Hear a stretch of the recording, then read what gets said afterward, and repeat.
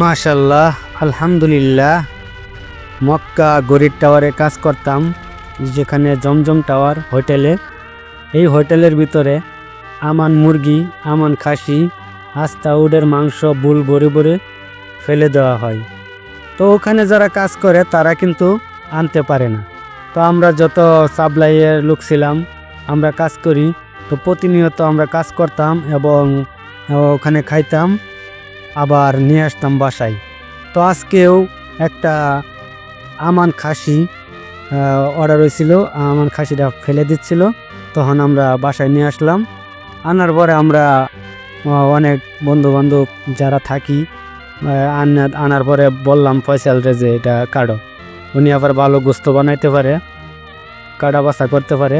তো উনি সুন্দর করে মাংসটারে হাড্ডি থেকে সারাইয়া মাংসটারে খুব সুন্দর করে বানাচ্ছে।